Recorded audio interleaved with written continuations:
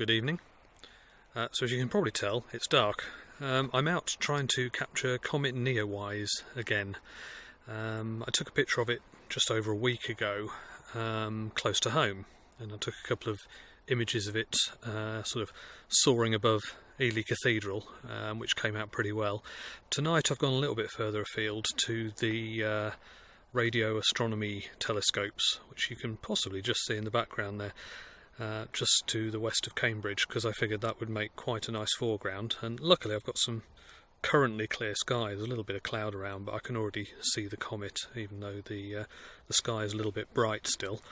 But I've sort of got one twilight picture in the bag, so now what I need to do is just wait for the comet to get a little bit lower in the sky, and the sky to get a little bit darker, and hopefully get a decent shot.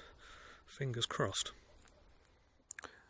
So when I arrived, I actually took a picture just of the radio telescope itself with the 85mm lens, not to get the comet in, but just because it makes for a rather nice picture.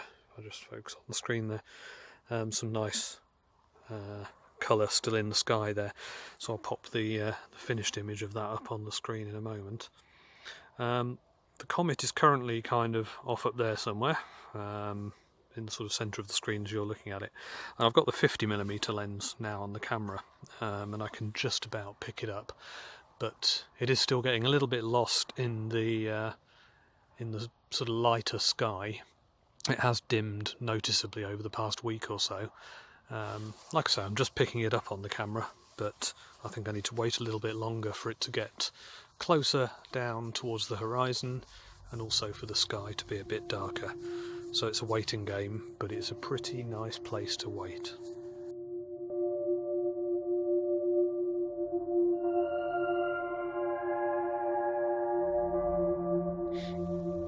So I switched to a red light to try and preserve a little bit of my night vision. The white light was a bit blinding.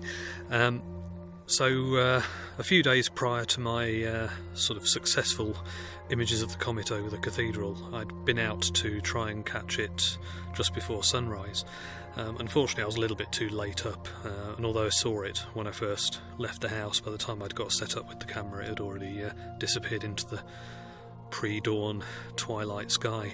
But I did manage to capture some noctilucent clouds, so that was good, because I've been out 2 or 3 times already this summer trying to capture those with no success, so that was a pleasant surprise, and it was a fairly good display, and I'll pop those images up on the screen in a moment. So standing here now in this field, the comet's definitely showing up reasonably well in the photos now. There's still some light on the horizon. I don't see any noctilucent clouds yet. There are some slightly lighter coloured clouds in the sky, but I think they're normal clouds, not NLCs. The other thing is the comet head has taken on quite a greenish hue now. Years and years ago I took a picture of a comet through my telescope, and that was very obviously green, so it's nice to see the same sort of colour coming through with Neowise. But anyway, I'll stop talking again, grab a few more pictures, and yeah, see how well we can get it to come out.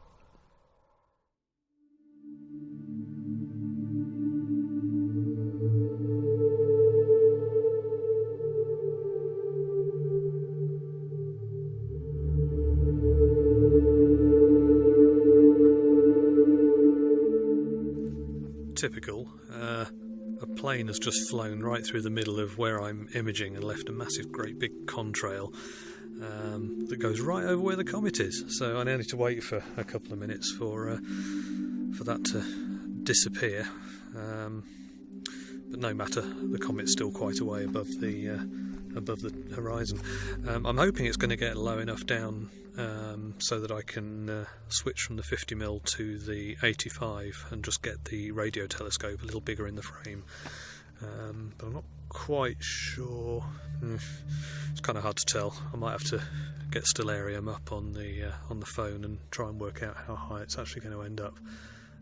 I think it may just get there, but I don't want to lose the tail, which points off sort of northwards from the head of the comet. Anyway, wait for the stupid aeroplane trail to vanish.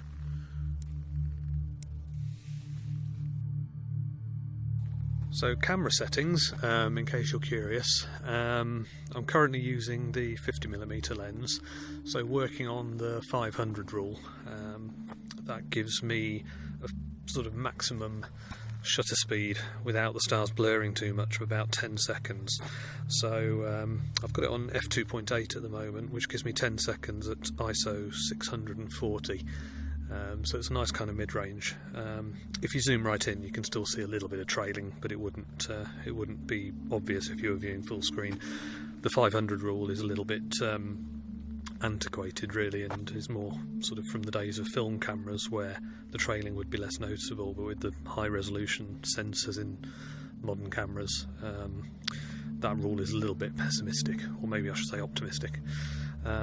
Photo Pills, if you've got that app, actually has two ways of working out your maximum shutter speed to stop stars trailing, one of which involves you putting in your camera model and sensor pitch and some other bits and pieces, and it's much shorter, but 10 seconds is about okay. I might open the aperture up from 2.8 to f2 or so, because the lens goes down to 1.8, and that's going to lower my shutter speed a little bit, and I can also lower the ISO perhaps just to reduce noise. So yeah, I'll have a little play, but those are the kind of ballpark settings I'm working with at the moment. Obviously if I switch to the 85mm lens, that reduces the shutter speed that I can use, but that lens is brighter, it goes down to 1.4, so that should counteract that. But at the moment the Comet is still a smidge too high to be picked up with that lens, I think. The contrail is almost gone. Another plane flew across the image. I don't know if that's left something similar. The joys of living somewhere with busy skies. Right, back in the car, ready to head home. So a variety of images at 50mm and 85mm, landscape and portrait respectively. I think the latter will come out better.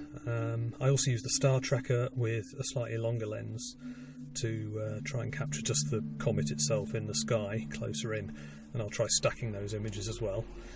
No idea how they've all come out. They look okay on the back of the camera, but time will tell when I have a look at them tomorrow. So whatever I came up with I will put up on the screen shortly. Thank you very much for watching. Hope you do enjoy the pictures. If you liked the video, do feel free to give it a like, and why not click on subscribe if you'd like to stay tuned for further videos in the future. Anyway, yep, time to head home, I reckon, because it's getting late and I'm up early for work. So thanks again for watching, and here come the pictures.